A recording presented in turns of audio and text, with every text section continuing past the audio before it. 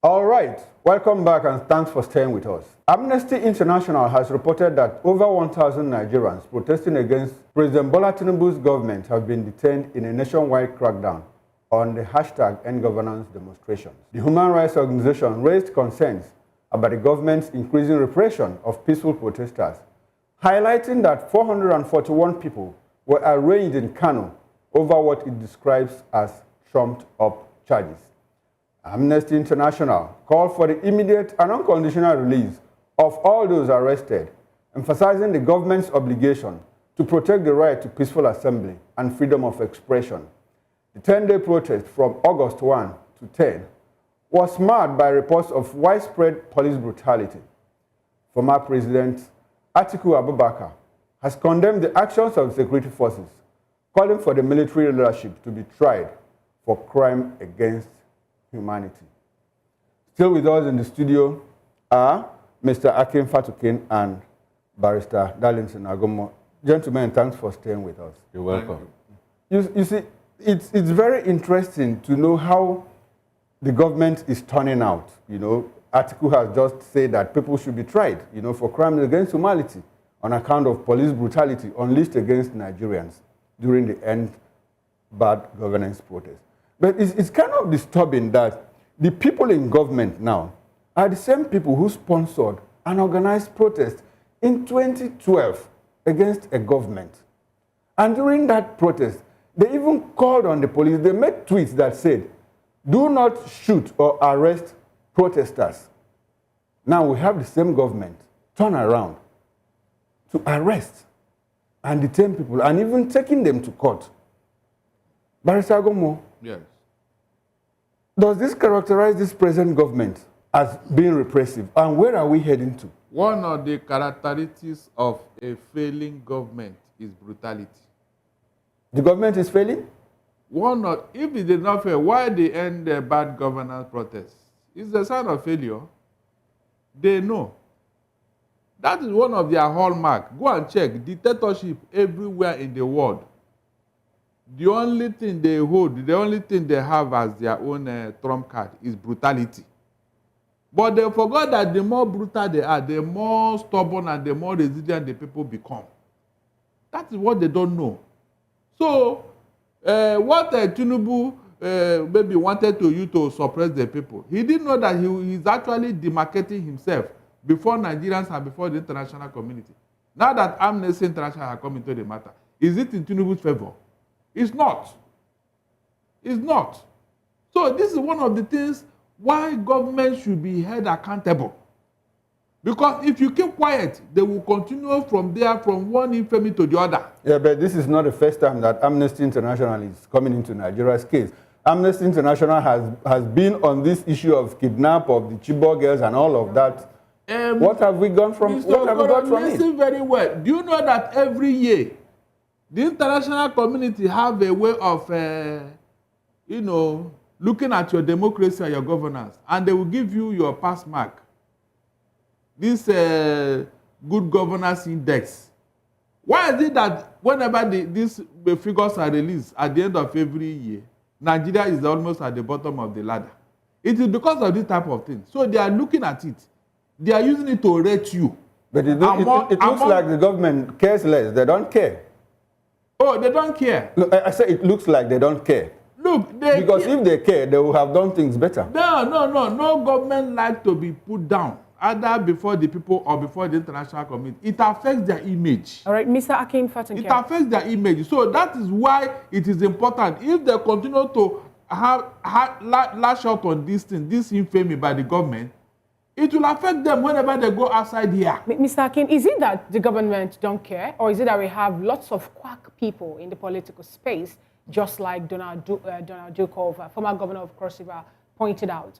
Because when you look at the indices we have in Nigeria, you said that when we shouldn't go for the protest, but we should go to the court.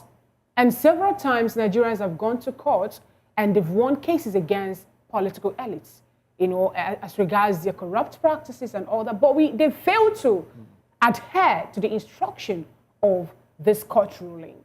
Now, what is really happening? What are we going to peg this on? Is it lack of political will to do it, or is it that we have people who are not even aware of what they should do? Fina, I am a Nigerian, and despite how bad things have gone, I still have my head properly screwed up, and I'm not going to pull my country down on account for whatever it is Amnesty International will have to say, and will have pros and cons. I'm structured, I am ordered, and I am governed.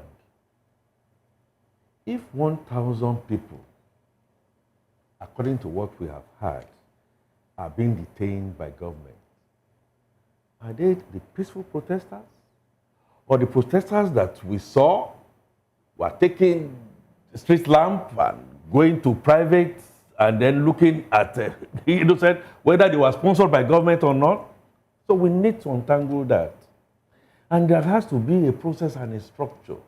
I will not, for sake of analysis, put my country down on account of that. There has to be a process. So if Amnesty International says 1,000, how did you get the 1,000?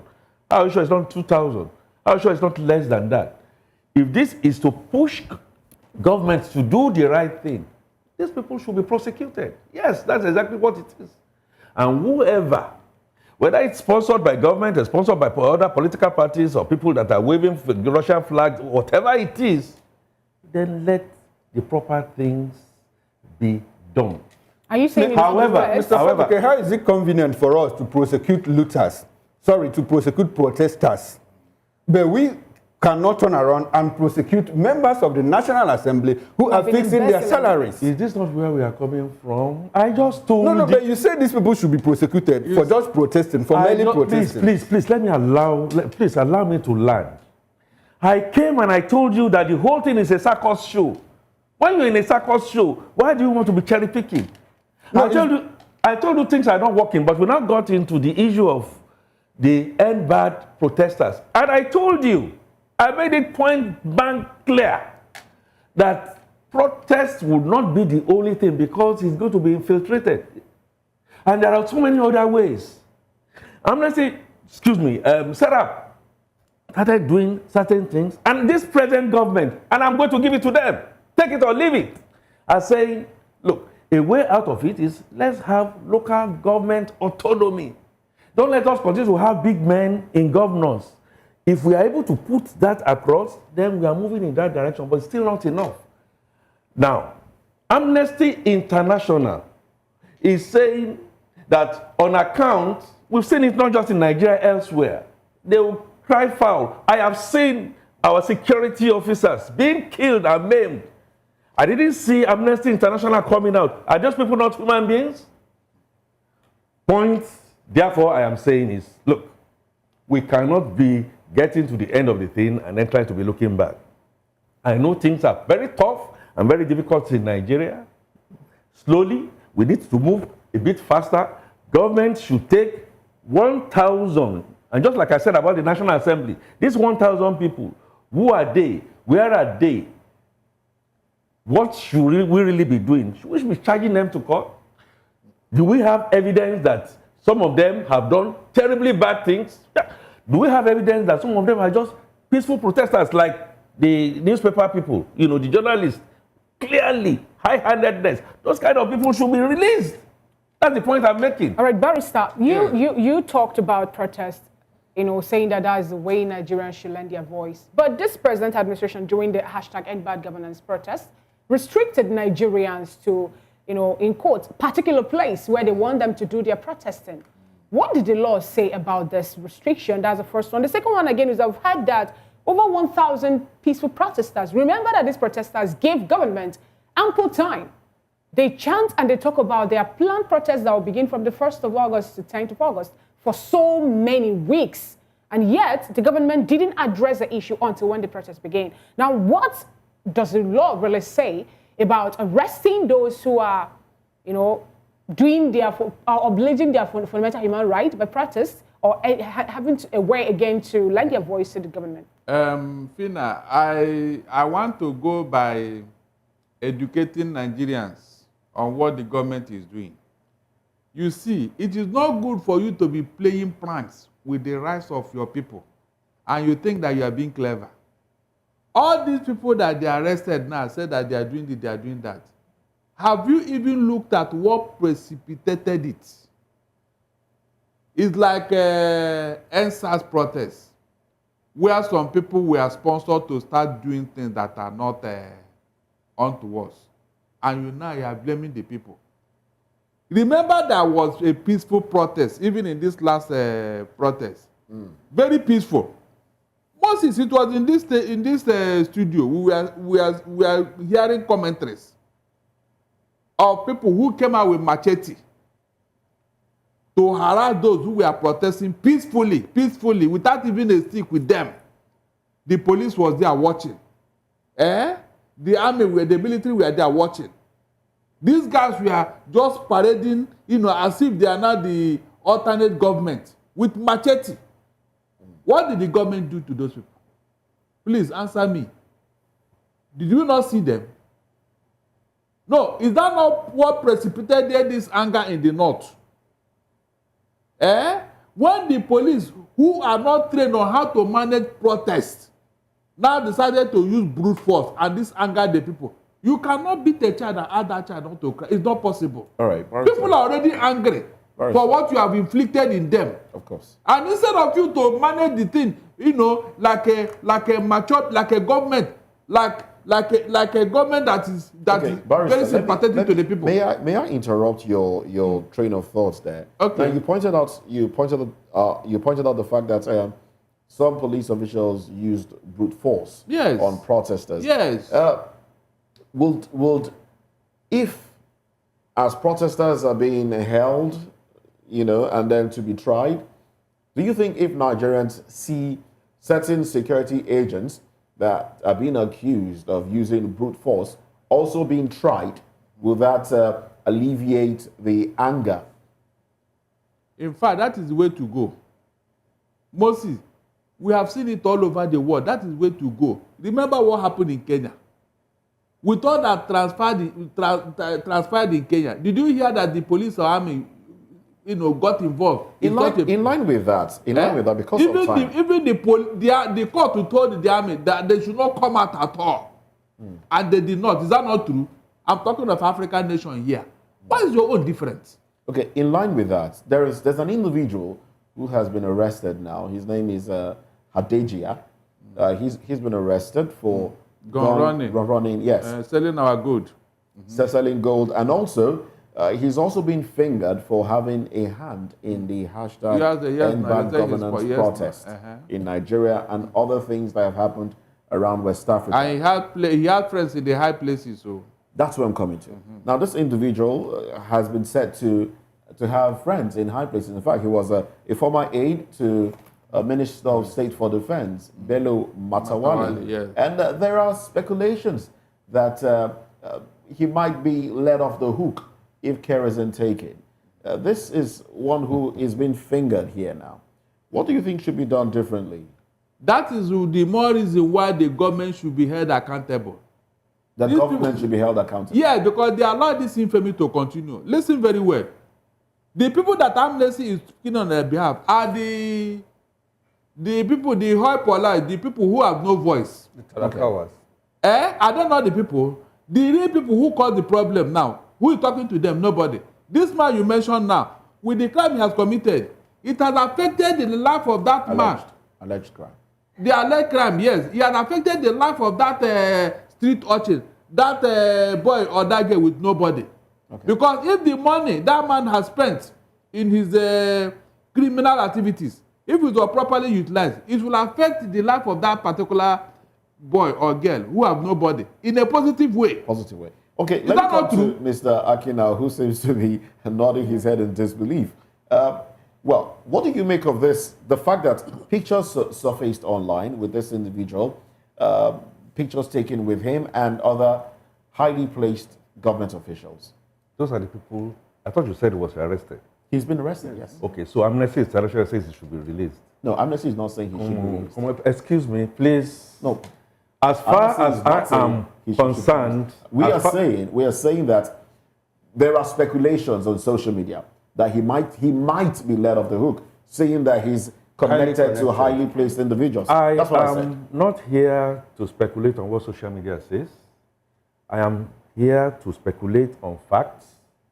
If government officials have been found, and so many have been found, and we've treated them with kid gloves, it should not be. That is part of the circus show I've been talking about. That's part of the good governance that we are talking about. But all I am therefore saying, ladies and gentlemen, that we should be structured. I know Nigeria is not sitting pretty and smelling like rose, but I am not going to demarket my country.